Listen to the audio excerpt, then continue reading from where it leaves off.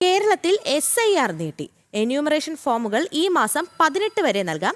കരട് വോട്ടർ പട്ടിക പ്രസിദ്ധീകരണം 23-ന്. അന്തിമ വോട്ടർ പട്ടിക ഫെബ്രുവരി 21-നാകും പുറത്തിറക്കുക. സംസ്ഥാനത്തിന്റെ ആവശ്യം പരിഗണിച്ചാണ് തെരഞ്ഞെടുപ്പ് കമ്മീഷന്റെ തീരുമാനം. വിവരങ്ങളുമായി ജിഷ്ണു ചേരുന്നു. ജിഷ്ണു, വിവരങ്ങൾ.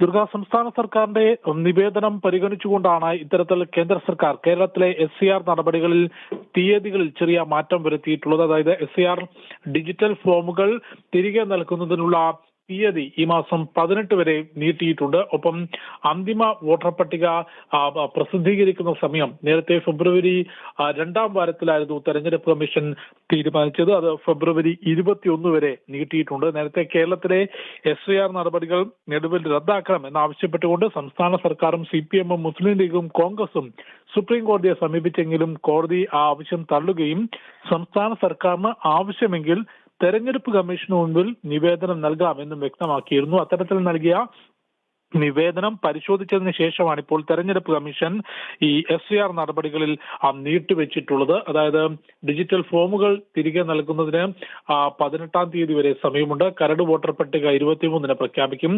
അന്തിമ വോട്ടർ പട്ടിക ഫെബ്രുവരി 21-ന്. കേരളം ഉൾപ്പെടെ 12 സംസ്ഥാനങ്ങളിലാണ് നിലവിൽ തെരഞ്ഞെടുപ്പ് കമ്മീഷൻ SIR നടപടികൾ പ്രഖ്യാപിച്ചിട്ടുള്ളത്. നേരത്തെ ബീഹാറിൽ SIR വിജയകരമായി പൂർത്തിയാക്കിയതിന്റെ പശ്ചാത്തലത്തിലാണ് രാജ്യത്തുടനീളം വോട്ടർ പട്ടികയിലെ തീവ്രപരിഷ്കരണം നടപ്പാക്കാനും അതിന്റെ 2-ാം ഘട്ടം എന്ന രീതിയിൽ കേരളം ഉൾപ്പെടെ 12 സംസ്ഥാനങ്ങളിൽ SIR പ്രഖ്യാപിക്കുകയും ചെയ്തത്. ദുർഗ.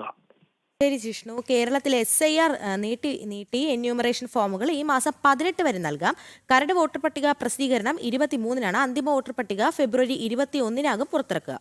സംസ്ഥാന തെരഞ്ഞെടുപ്പ് കമ്മീഷന്റെ ആവശ്യം പരിഗണിച്ചാണ് തീരുമാനം. വിവരങ്ങൾ നൽകുകയായിരുന്നു ഡൽഹിയിൽ നിന്നും ജിഷ്ണു കൃഷ്ണൻ.